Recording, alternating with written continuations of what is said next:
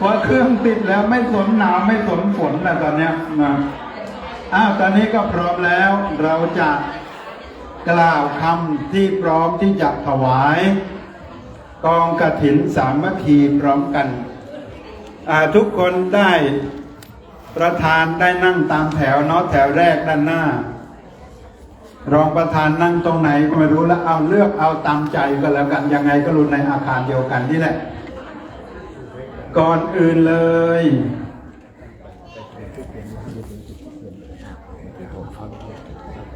เอาแค่ไปตัก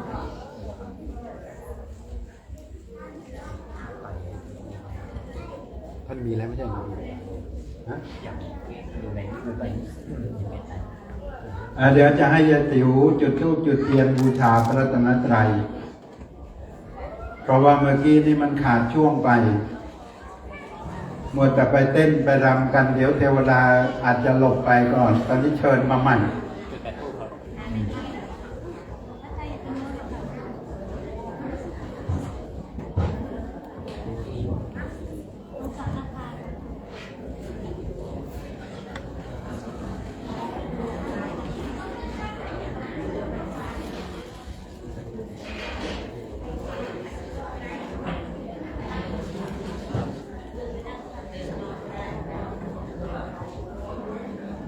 คนเทียนชนวนใคร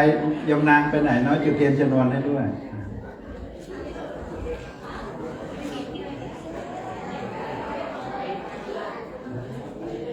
แบ่งเอาต้นนี้มาวางคู่กันครับต้นกระถิ่นมาวางข้างหน้าคู่กัน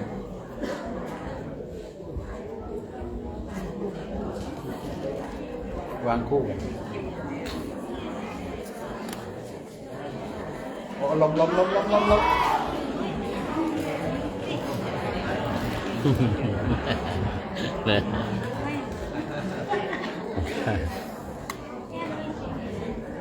่ลงไปเลยเดี๋ยวมันอยู่เอง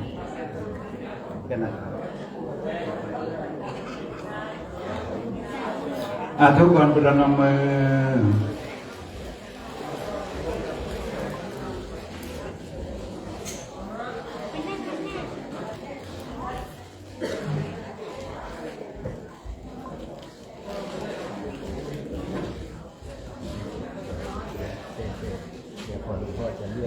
พวกที่เป็นประธาน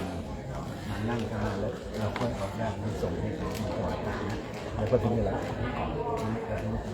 ตอนสุดท้ายที่ยาวตอนนี้ทุกคนพร้อมก่อนที่เราจะได้ถวายผ้ากฐินซึ่งมีปีละครั้งจะมาอยากเชิญชวนทุกท่านทุกคนนะให้อยู่ในความสงบอย่าคุยกัน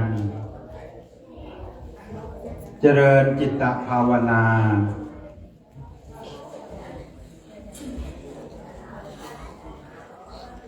68 วินาทีตามปศปีนี้ได้จับเวลาหน่อยอยู่ในความสงบหลับตาลงปิดปากเปิดใจภาวนาพุทโธ We request for silence for 68 seconds. Thank you.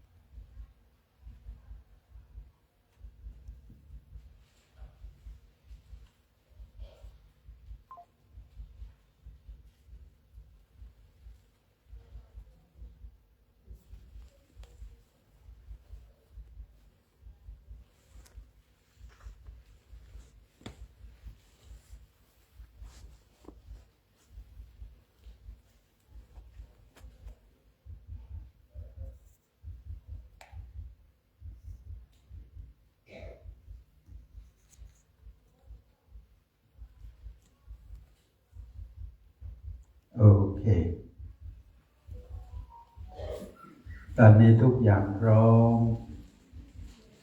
เทวดาทุกชั้นสวรรค์ทุกที่พรหมทุกชั้น16ชั้นฟ้า15ชั้นดินมาร่วมอนุโมทนาบุญกับกองกฐิน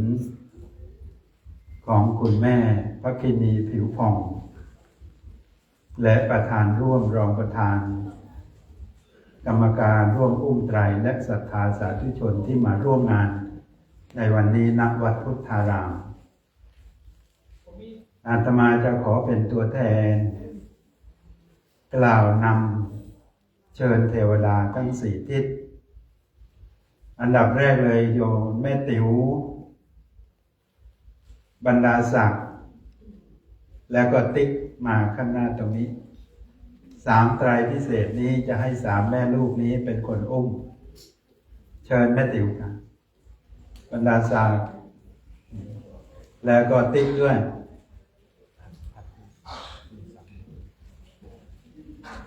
มาด้วยกันเอาไตรกลางให้แม่ติ๋วไตรกลางให้แม่ติ๋วเอาเฉพาะพระไตรไม่ต้องเอาที่นะแล้วก็อันที่2ให้บรรดาศักดิ์อันที่3ให้ติ๊กเอาฝั่งโน้น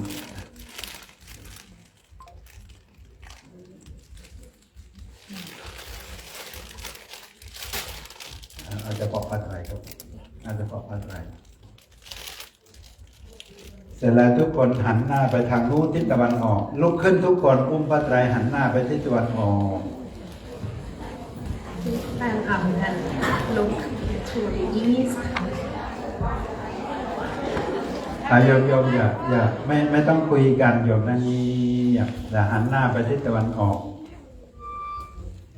และเราจะกล่าวคำเชิญเทวดาว่าตามอาตมานะ พร้อมแล้วสุนันตุโพนโตเยปุเพเทวาสังฆาน่าจะดังกว่านี้หน่อยดูก่อนเทวดาทั้งหลายภายในทิศบูรพามีท้าวทศรถเป็นประธานมีคนทันเป็นบริวารพร้อมทั้งเทพยดาทั้งหลายที่สถิตในทิศบูรพานี้ขอจงมาร่วมอนุโมทนากองกฐินทานของข้าพเจ้าทั้งหลายในการบัดนี้เถิดทุกคนสาธุขวัญหาไม่ใช่ขวัญหาขวาหันขวามาทางพระสงฆ์เมื่อกี้ไม่ตั้งใจผิดเลยมันผิดจริงๆขวัญหาขวาหันนี้ต่อไปทิศทักษิณสุนันตุโพนโตเยทัพคิเนเทวาสังฆาดูก่อนเทวดาทั้งหลายภายในทิศทักษิณมีท้าววิรุณ6เป็นประธานมีกุมพันธ์เป็นบริวารรวมทั้งเทพยดาทั้งหลายที่สถิตในทิศทักษิณนี้ ขอจงมาร่วมอนุโมทนากองกฐินทานของข้าพเจ้าทั้งหลายณการบัดนี้เถิดสาธุสองการขวาหันอีกครั้งหนึ่งมาทางพระประธานนี่มาทางทิศไปจิมและทิศตะวันตกสุนันตุโพนโตเยปัจฉิเมเทวาสังฆาดูก่อนเทวดาทั้งหลายภายในทิศประจิมนี้มีท้าววิรุณปักเป็นประธาน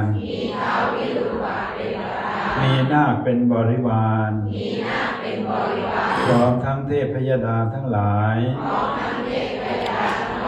ที่สถิตในทิศประจิมนี้ขอจงมาร่วมอนุโมทนากองกฐินทานของข้าพเจ้าทั้งหลายณการบัดนี้เถิดสาธุหันขวาไปอีกตอนนี้ไปทิศอุดรสุนันตุโพนโตเยอุตเรเทวาสังฆาดูก่อนเทวดาทั้งหลายภายในทิศอุดรมีท้าวกุเวนเป็นประธานมียักษ์เป็นบริวารพร้อมทั้งเทพยดาทั้งหลายที่สถิตในทิศอุดรนี้ขอจงมาร่วมอนุโมทนากองกฐินทานของข้าพเจ้าทั้งหลายณการบัดนี้เถิดสาธุที่วนขวาหันมาหาพระสงฆ์เลยวนมา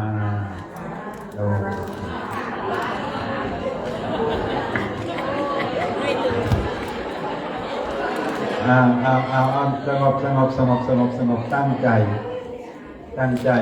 ยมนางเอาของไม้ตัวมาให้ยายติ๋วที่มายมนางมายืนประกบด้วยช่วยกล่าวคำถวายนะโม3จบแล้วก็มีคำอ่านยมนางช่วยด้วยครับถือไม้ให้นะโมนะโมตัสสะภะคะวะโตอะระหะโตสัมมาสัมพุทธัสสะนะโมตัสสะภะคะวะโตอะระหะโตสัมมาสัมพุทธัสสะนะโมตัสสะภะคะวะโตอะระหะโตสัมมาสัมพุทธัสสะอิมังพันเตสัพปะทิวารังกฐินนาทุสังสังคัสสะโอโนชิยามะสาธุโนพันเตสังโฆอิมังสัปปะริวารังกฐินนาทุสังปฏิคันหาตุปฏิฆะเหตวาจาอิมินาทุเสนะกฐินนางอัตตะอัฏฐรตุอัมหากังทีฆรตังหิตายะสุขายะข้าแต่พระสงฆ์ผู้เจริญข้าพเจ้าทั้งหลายขอน้อมถวายผ้ากฐินกับทั้งผ้าบริวารนี้แด่พระสงฆ์ขอพระสงฆ์จงรับผ้ากฐินกับทั้งบริวารนี้ของข้าพเจ้าทั้งหลายคั้นรับแล้วจงกรานกฐินด้วยผ้านี้เพื่อประโยชน์เกื้อกูลเพื่อความสุขแก่ข้าพเจ้าทั้งหลายตลอดกาลนานเทอญ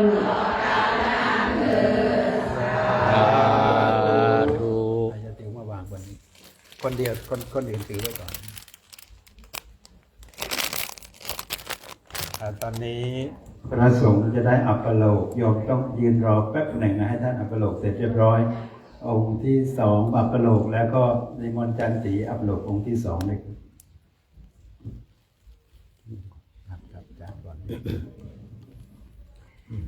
ผ้ากฐินทานกับทั้งผ้าอานิสังสบริวารทั้งปวงนี้ เป็นของนางภักคินีโค คุณเนตรนภาคุณบรรดาศักดิ์และคุณยานินผิวผ่องพร้อมครอบครัวและบริวารญาติมิตร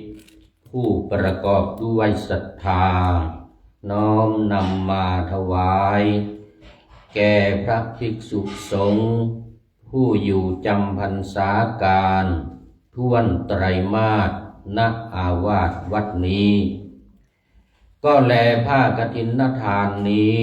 เป็นของบริสุทธิ์ดุจเลื่อนลอยมาโดยนภาอากาศและแล้วตกลงในถ้ำกลางสงฆ์จะได้จำเพาะเจาะจงแก่พระภิกษุรูปใดรูปหนึ่งก็หาไม่ได้โดยมีพระบรมพุทธานุญาตไว้ว่าให้พระสงฆ์ทั้งปวงพร้อมกันมอบอนุญาตให้แก่พระภิกษุรูปหนึ่งเพื่อกระทำกฐินทารกิจให้ถูกต้องตามพระบรมพุทธานุญาตและมีคำพระอัตถกถาจารย์ผู้รู้พระบรมพุทธาธิบายสังวรณนาไว้ว่าพระภิกษุรูปใดสมควรเพื่อรับผ้ากฐินทานนี้ได้บัดนี้ประสงค์ทั้งปวงเห็นสมควรแก่พระภิกษุรูปใดจงพร้อมใจกันยอมอนุญาตให้แก่พระภิกษุรูปนั้นเถิดมารจันทร์จะยินช่วยเอาใหม่ด้วยใหม่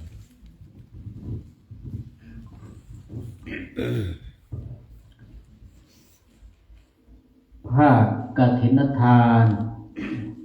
กับภาคอานิสงสบริวารทั้งปวงนี้ข้าพเจ้าพิจารณาเห็นสมควรแก่พระครูศรียานวิเทศเจ้าอาวาสวัดพุทธารามฟินแลนด์เป็นผู้มีสติปัญญาสามารถเพื่อกระทำกฐินทารกิจให้ถูกต้องตามพระบรมพุทธานุญาตได้ถ้าพระภิกษุรูปใดเห็นไม่สมควรจงทักท้วงขึ้นในท่ามกลางระหว่างสงฆ์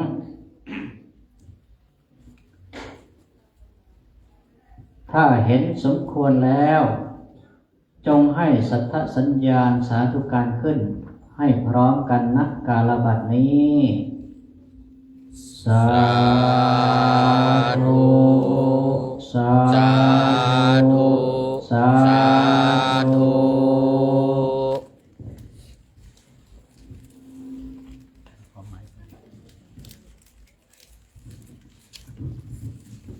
เดี๋ยวนั่งก่อนได้ทีนี้อยากให้เข้ามา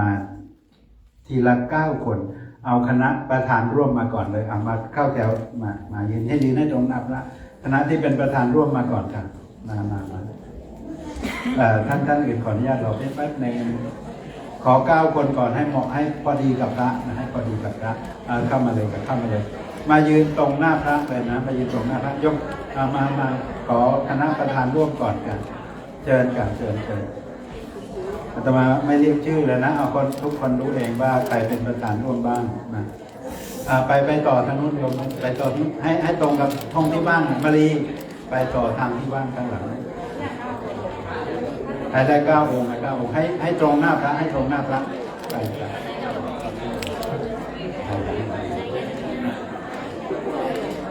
ยืนให้ตรงในใครอีกที่เป็นประธานร่วมเชิญค่ะเชิญใครที่เป็นประธานร่วมมีอีกไหมพระไตรพระไตรเหรอเอาเมื่อกี้พระไตรนี่เอาได้เองไหมเอาเมื่อกี้ไม่ได้รับไปใช่ไหมไม่ได้มารับเหรอให้โยมถือตามไตรโอ้เดี๋ยวครบ9 ยังฮะในใครที่เป็นประธานร่วมน่ะเดี๋ยวจะได้พร้อมกันจะได้พร้อมกัน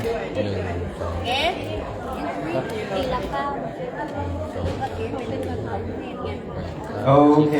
พร้อมกันนะพร้อมกัน เอาถวายวางตรงหน้าพระสงฆ์เลยถวายบนหน้าพระสงฆ์ถวายไว้หน้าพระสงฆ์วางพร้อมกันเขาจะได้ถ่ายรูปสวยๆเอาวางนั่นเลย ไม่ได้ค่ะ เอาเข้ามา วาง ถอยมากระดานถอย เอาเข้ามาเอานี่เข้ามาเข้ามาลึกๆเลยเข้ามาลึกๆเลย ยกฮะติ๊กเกอร์ไปนะ ยกเรือไปก่อนนะ โอเคค่ะชุดนี้เสร็จแล้วลุกขึ้นค่ะได้ชุดต่อไปแล้วเราได้รับผ่อนพร้อมกันเอาประธานร่วมที่ยังไม่ได้ถวายเข้ามาประธานร่วมแล้วก็รองประธานเข้ามาเลยประธานร่วมกับรองประธานเข้ามาเลย เขียนเลย เชิญบรรณาทูตมาอายมเข้าไปให้ตรงพระนะเอารองประธานกับประธานร่วมที่ยังไม่ได้ถวายให้ตรงพระให้ได้9 ชุดนะ9 ชุดโอเคให้ตรงพระโอเคพร้อมยังเดี๋ยวรอแป๊บหนึ่งโยมรอแป๊บหนึ่งตากล้องเขาจะได้ถ่ายสวยๆเอาพร้อมกันโยมอย่าเพิ่งเอาวางพร้อมกันเอาวาง1 2 3 สาธุ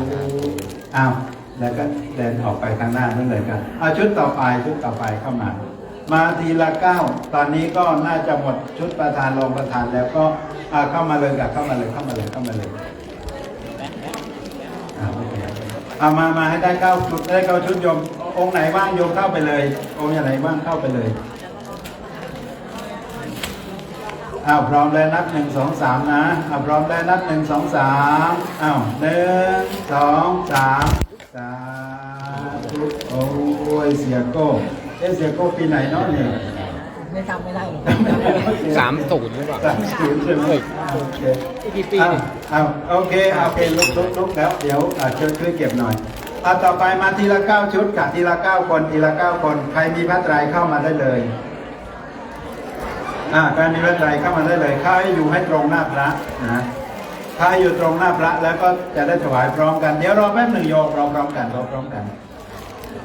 โยมขยับมาให้ข้างหน้านิดนึงโยมให้ใกล้ๆหน่อยหนึ่งโยมอย่าเพิ่งประเคนโยมเอาไปซะแล้วโอเค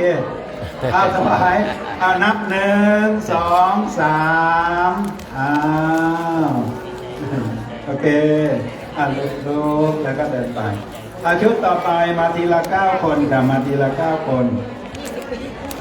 เชิญมานั่งให้ตรงหน้าพระนะมานั่งให้ตรงหน้าพระก่อนตรงหน้าพระก่อนพร้อมยังนับ1 2 3 สาธุโมโมทนาต่อไปมา9 ชุดนมสัก2 คนมาช่วยเก็บพระไตรหน่อยแล้วเก็บพระไตรเพราะตรงนี้จะล้นหน้าพระมาช่วยกันโอเคมา9 คน9 คนเก็บเข้ามานั่งหน้าตรงหน้าพระเลยครบแล้ว1 2 3 สาธุโอ้ดีมากสวยงามลุกขึ้นชุดต่อไปสถานีต่อไปใช่ไหมnext station ตรงนั้นเชิญจ้ามานั่งให้ตรงหน้าพระนะเวทโมเมนต์ครบแล้ว1 2 3 สาธุโอเคเสร็จแล้วลุกขึ้นกาแล้วก็เดินไปชุดต่อไปมาให้ตรงหน้าพระนั่งตรงหน้าพระอยากรวยให้เลือกถวายองค์อ้วนๆหน่อยนะเดี๋ยวพร้อมยัง1 2 3 สาธุโอเคยกมือไหว้แล้วก็ไปต่อไป next มาเลย9 คน9 ชุด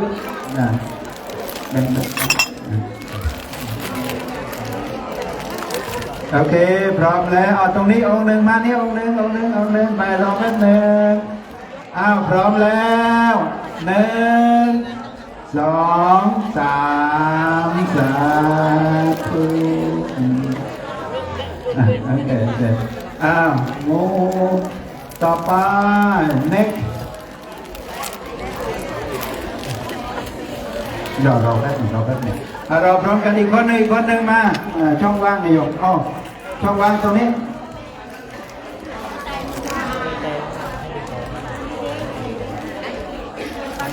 เราแป๊บหนึ่งพร้อมแล้วพร้อมกัน1 2 3สาธุ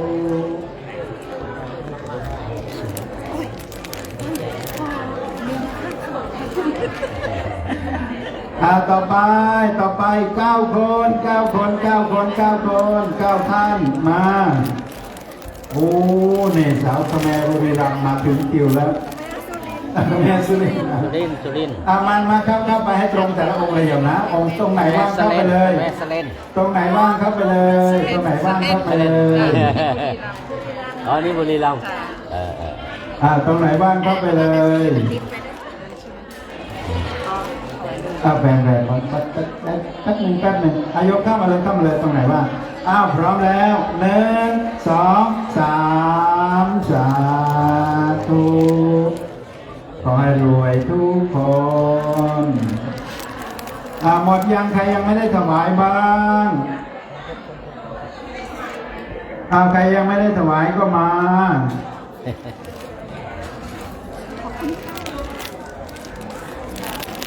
ใครยังไม่ได้ถวายก็มาเสร็จแล้วหมดแล้วใช่ไหมใครยังไม่ได้มารีบมาเลยเหลือนางงามจักรยานหลวงพ่อประกาศขายสายดาวให้หน่อยพร้อมแล้วก็เด็กผู้ว่าเมสต์อันนี้สเลนด้วยครับแม่สเลนเนี่ยขวางสาธุ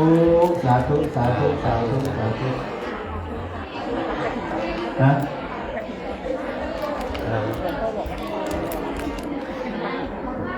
รับอะไรนะเยอะแบบนี้รับของเดี๋ยวนิดนึงตอนนี้ยายติ๋วลูกหลานไหนยกเนี่ยบริวารกฐินมาถวายยกไม้ยายติ๋วถวายในพวกผ้าห่มผ้าปลอกหมอนอะไรต่างๆเหล่านี้มายกเอาผ้าไตออกมาโอ้ชามก๋วยเตี๋ยวเนี่ยเลี้ยงก๋วยเตี๋ยวจนวัดพุงกลางเลยมีปัจจัยมาถวายเลย420 ยูโรโอ้สาธุใครอยากรวยร่วมกับโยมวารุณีบอกต่อยอดได้ตอนนี้ต่อมาถึง420แล้วนะอนุโมทนาสาธุนุกรายยอดมาทางก้อนก้าว่ายังไงเนี่ยมันจะยอมกันได้ยังไงวะนะยอดทางก้อนก้ามานะทั้งหมดเป็น270 ยูโรโมทนาสาธุอันนี้นะจากก้อนก้าโรงทานไก่ทอดข้าวเหนียวยกมาถวายเลยถวายองค์ไหนก็ได้ถวายได้ทุกองค์นั่นแหละถวายได้ทุกองค์เลยมาตรงนี้ถวายแล้วก็ท่านรวมใหญ่จังเลยทั้งหมดเลย แล้วก็ต้นกฐินเอามาด้วยต้นกฐินเอามาอันนั้นให้โยมตายมาถวายเลยต้นนี่โอเคสาธุและต้นนั้นที่ร่มมาด้วยทั้งหมดเลยมันถวายเลยอันนี้ละคะอยู่ในห้องนี้อีกนะอันนี้มาอะไรที่ยังไม่ได้ถวายยกมาแล้วก็ให้นมถวายคนเดียวเลย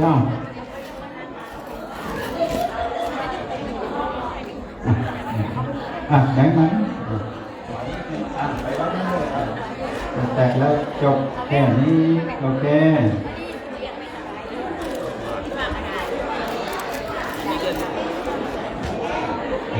เดี๋ยวก่อนเดี๋ยวต่อไปนี้นะเดี๋ยวก่อนเอามาบาทเอามาลืมบาทถวายพระอาจารย์นี่เลยสาธุ เนี่ยจะได้ใช้บวชนาควันที่28 บวชนาควันที่28บวชนาคแล้ว โอเคอ้าวตอนนี้เกือบจะถึงสุดท้ายแล้วโยมนะเกือบจะถึงสุดท้ายแล้วจากนี้ก็จะได้มีการโอ้นี่ไอ้ต้นนี้ของใครต้นนี้ของใครมาเอามาต้นมาเอาต้นทั้งหมดมาเลยโยมเข้ามาถวายเลยองค์ไหนก็ได้เลือกเลยเลือกเลย เลือกเลยเอาถวายได้ปุ๊บใหญ่แล้ววันนี้ถวายเสร็จก็ยกไปถวายเสร็จท่านรับประเคนเสร็จยกไปให้ที่โต๊ะนู่นเลยยกไปนับเลยสาธุ สาธุยกไปที่โต๊ะนับเลยยกให้ของนับที่โต๊ะเลยโอเคตอนนี้นะเกือบจะสุดท้ายแล้วตอนนี้จะให้ตัวแทน9 คนอันนี้มาวางหน้าพระก่อนเอาย่ามสีม่วงเนี่ย9 คนจะไปมีคนถามอาตมาว่าทำย่ามสีม่วงในนี้อะไรกับแพรรี่หรือเปล่า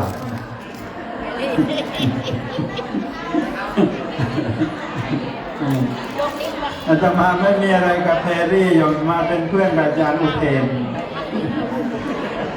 มหาอุเทนขอตัวแทนนะตัวแทน9 ท่านมาถวายพุทธไยทานนี้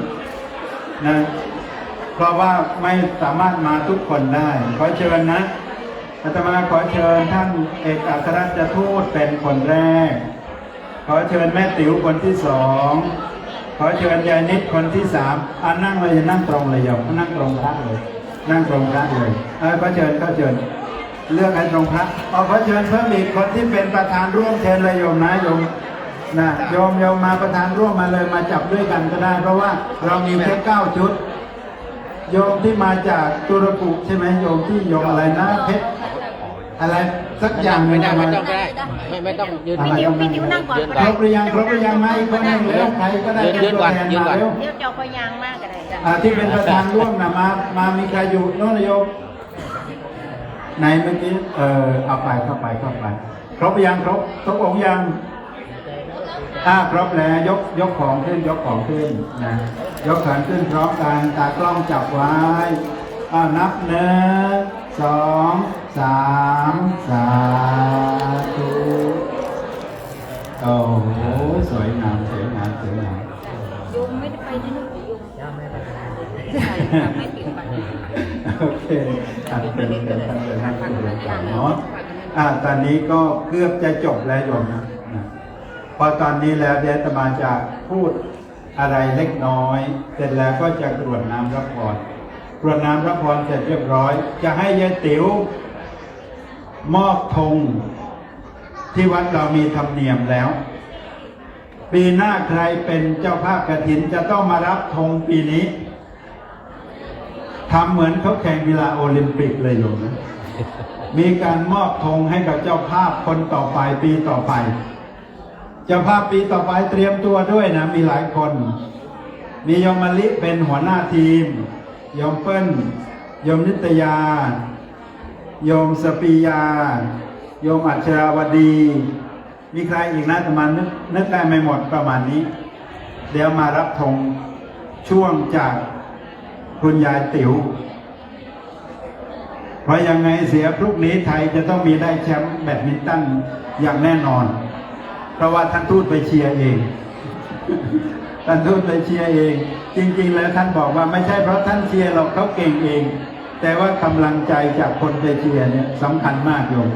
นะสำคัญมากก่อนที่จะรับพรนะโยมนะก่อนที่จะรับพรขอความสงบสัก 4-5 นาทีเนาะขอความสงบสัก 4-5 นาที อาตมาอยากจะพูดอะไรเกี่ยวกับเรื่องกฐินสักเล็กน้อย เราทอดกฐินกันมาทุกปี1 วัดก็มีปีละ1 ครั้งอาตมาจะไม่พูดอะไรมาก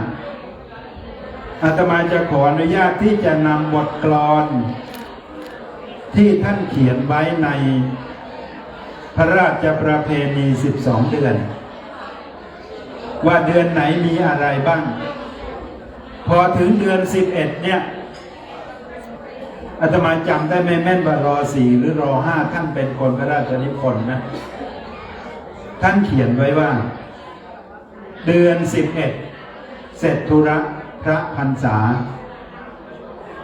ชาวพาราเซ็งแซ่แห่กฐินลงเรือเพียบพายกเหมือนนกบินกระแสศิลสาดปลายกระจายฟองสนุกสนานขานยาวเฉาสนั่นบ้างแข่งขันต่อสู้เป็นคู่สองแพ้ชนะปะตาพูดจาลองตามทำนองเล่นกฐินสิ้นทุกปีของเก่าท่านแต่งไว้อย่างนี้อาตมานึกครึ้มก็เลยมาแต่งต่อให้ท่านอีก2 บทว่าเดือน11เสร็จธุระพระพรรษาชาวประชาแห่กฐินทุกถิ่นที่เสียงโห่ร้องก้องรัวทั่วธานีโลกยินดีสรรเสริญเจริญพรสนุกสนานรื่นเริงบันเทิงทั่วพาครอบครัวสร้างชื่อลือกระชอนร่วมกฐินทั้งวันทุกขั้นตอนแล้วรับพรกลับบ้านสำราญใจ2 บทนี้อาตมาแต่งเองเพื่อต่อเติมจากที่ท่านแต่งไว้เก่าบรรยากาศวันนี้มันเข้ากับกลอนที่ท่านเขียนไว้อยู่นะท่านเขียนว่านะเรือพายเพียบยกเหมือนนกบินวันนี้ที่วัดเราไม่มีนกบินแต่มีเต็นท์บิน เรือบิน มีเต็นท์บินหลายคนวิ่งคว้าขาเต็นท์กันหลุดเกือบจะหล่นใส่หัวคนก็หลายคนนะแล้วก็ที่ท่านบอกว่ามีเสียงโห่ร้องก้องรัวทั่วธานีวันนี้กลองยาวนำโดยคณะท่านเอกราชทูตตอนแรกอินออดหลายคนไม่ยอมออกไปว่าหนาวพอออกไปข้างนอกแล้วบอกว่าขอรอบเดียวพอไปถึงรอบที่2ไม่มีใครหยุดเลยรอบที่3ดีไม่มีรอบ4รอบ5คือคนไทยเราเนี่ยเรื่องบุญเรื่องสนุกสนานเนี่ยเรื่องใหญ่อาตมาว่าอดข้าวหิวข้าวยังพอทนได้ถ้าไม่ได้มาโห่ร้องสนุกสนานในงานบุญเนี่ยมันเหมือนกับทำบุญไม่ถึงบุญไม่ได้บุญ มันเหมือนรู้สึกอย่างนั้นอาตมาก็เลยพยายามว่าทำยังไงเนาะให้โยมได้สงบเพราะนั้นวันนี้ก่อนที่จะเชิญเทวดาจึงบอกว่าเอ้าเรามาสงบกันสัก68 วินาทีก็ดีนะสงบเงียบจนได้ยินเสียงหลายคนหายใจอาตมาจึงดีใจว่าปีนี้แม้ความเรื่องราวทั้งหลายทั้งปวงของพระพุทธศาสนาได้รับการกระทบกระทั่งมาพอสมควรปากน้ำพุแล้วเราสุดๆเพิ่งจะจบเมื่อวานนี้ก็คือท่านอาจารย์มหาอุเทนเป็นนาคหลวงด้วยอย่างเป็นประเรียน9นาคหลวงท่านถูก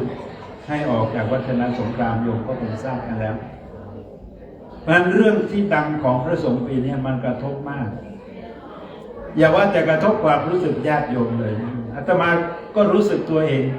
ไปไหนทีบางทีลงเครื่องบินมีคนมองมากๆเนี่ยรู้สึกอายนะว่าเขามองเราเนี่ยเขามองชื่นชมพระหรือมองว่าเป็นพวกเดียวกันกับที่เป็นข่าว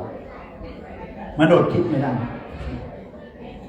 และนอกจากนั้นแล้วกฐินปีทุกปีที่วัดเราเนี่ยวัดพุทธาราม วัดพุทธารามของเรามีคนจองกฐินล่วงหน้าไปถึง 2,530 เท่าไหร่นะประมาณ17 ปีข้างหน้านะมีเจ้าภาพจองอยู่และทุกปีเมื่อถึงคราวกฐินปั๊บเนี่ยอาตมาแทบไม่ต้องทำอะไรเพียงแต่บอกข่าวว่าทอดกฐินคนจะจองผ้าไตรมาเยอะมากจองอุ้มไตรนะ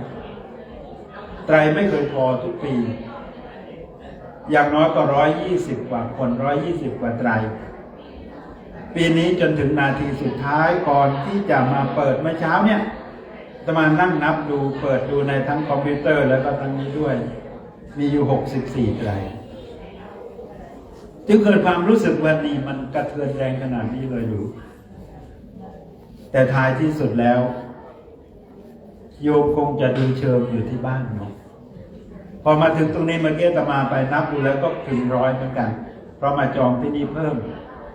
นะท่านทูตก็มาจองเพิ่มหลายคนก็มาจองเพิ่มอย่างนั้นก็ขออนุโมทนาแล้วก็นึกในใจว่าเห็นจำนวนยอดผู้จองเพิ่มแล้วนี่ที่ว่า 26,000 เนี่ยน่าจะหลุดแล้วล่ะ นี่ที่มี 26,000 น่าจะหลุดแล้วนะ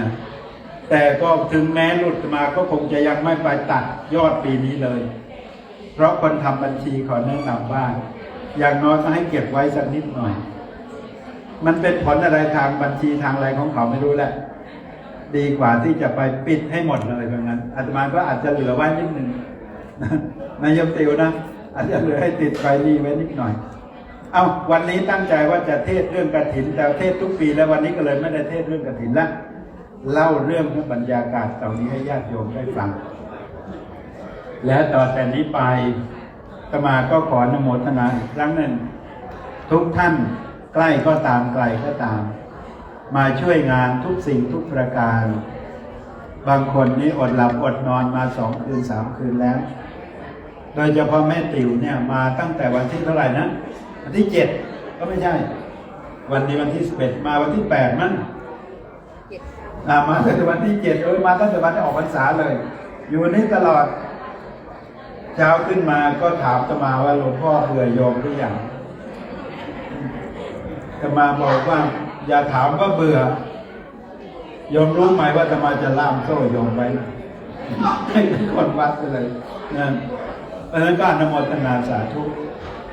และอนุโมทนากับเจ้าภาพร่วมทุกคนอาตมาไม่ได้เอานามมาออกทั้งหมดนะรองประธานอีก6 ท่าน 7 ท่านแล้วคนที่มาร่วมเป็นเจ้าภาพอุ้มไตรหรือไม่ได้มาอุ้มไตรก็มาติดที่ต้นกฐินคนละ20คนละ10เดี๋ยวสักครู่หนึ่งอาตมาพูดนี้เพื่อถ่วงเวลาทางนู้นก็รวบรวมยอดจะได้ประกาศให้โยมฟังนะว่าจะได้เท่าไหร่ในปีนี้แล้วก็หลังจากให้พรแล้วอาตมาจะให้ยายติ๋วมอบธงให้กับเจ้าภาพปีถัดไปจากนั้นก็จะแจกของที่ระลึกนะมีหลายอย่างวันนี้มีสายศีลสีแดงจะถูกจะแพงก็แดงไว้ก่อนมีเหรียญล็อกเก็ตของหลวงปู่อะไรที่จะดังๆอยู่ที่ลืมหลวงปู่ศิลาหลวงปู่ศิลาดูดิสมองนี่หลวงปู่ศิลาแล้วก็มีกระเป๋าใส่เศษสตังค์เนาะใส่แบงก์ก็ได้ใส่แบงก์ก็ได้ซึ่งลูกสาวสุวรรณีปื้อสื่อจากอยู่เมืองแฮมเมลิน่าทำมาถวาย200 ชิ้นแต่ปรากฏว่าอีก100 ชิ้นยังไม่ถึงอาตมาแจกหมดก่อนแล้วว่าอย่างนั้น อยู่ตรงนี้ประมาณ100 ชิ้นก็จะแจกกันไป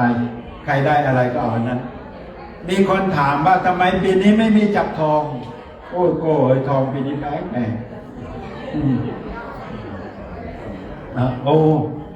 เดี๋ยวถ้าอย่างนั้นอนุญาตให้ท่านไปก่อนได้เลยครับหาใครไปส่งได้เลยเพราะเรื่องพิธีจบแล้วให้ท่านไปแล้วคือท่านจะต้องไปออกบ่ายโมงครึ่งเลยบอกให้ท่านไปได้เลยหาคนส่งด้วยนุ้ยอยู่ไหนนุ้ยไปส่งพระหน่อยโอเคนะมีคนถามว่าปีนี้ทำไมไม่มีจับทองทุกปีมีคนเอาทองมาบริจาคปีนี้ไม่มีเลยแล้วมาไปเปิดดูปีนี้ทองมันบาทละ62,000นะ ถ้าจะมาขายเบอร์จะขายเท่าไหร่จะคุ้มเนี่ย ลงทุนซื้อทองขายเบอร์ละ20จะคุ้มไหมเนี่ยก็บอกทองตอนนี้60,000คิดเป็นยูโรเท่าไหร่อยู่1,500ได้ไหมเนี่ย น่าจะประมาณนั้นปีนี้เลยไม่มีจับทองนะ เอาละถึงไม่มีจับทองนะ ไม่มีทองใส่ ตอนนี้เห็นยายติ๋วใส่โชว์เส้นใหญ่ใหญ่นะแต่ว่าอาตมาว่าแม้เราไม่ได้ใส่ทอง แต่วันนี้หัวใจของทุกคนเป็นทองทุกคน วันนี้เรามาทอดกฐินกับแม่ติ๋ววันนี้ หัวใจเป็นทองทุกคน ทองคำแท้ 99.9% ด้วย จึงขออนุโมทนา ขอบุญบารมีที่สร้างแล้วแอบในชีวิตท่านมีธุระต้องรีบไปI need to leave now. เย่ให้นุ้ยไปส่งหาคนไปส่งนะ Okay. โยมนะ ก็อย่างนี้เลยบางทีว่าจะมาไปที่อื่นเวลารีบก็อย่างนี้แหละนะมองแต่นาฬิกามองแต่ตั๋วเครื่องบินบางคนก็บอกจะไปห่วงอะไรตั๋วอยู่กับเรานี่ตั๋วอยู่กับเราแต่เขาไม่รอทำไมถ้าอย่างนั้นก็จะพูดแค่นี้ขอบคุณและอนุโมทนาสาธุการกับทุกท่านตอนนี้เตรียมน้ำให้แม่ติ๋วที่หนึ่งแม่ติ๋วที่หนึ่งไปตรวจด้วยตรวจน้ำอุทิศให้กับเจ้ากรรมนายเวรปู่ย่าตายายนะตรวจน้ำแล้วจะมอบธงให้กับเจ้าภาพปีต่อไป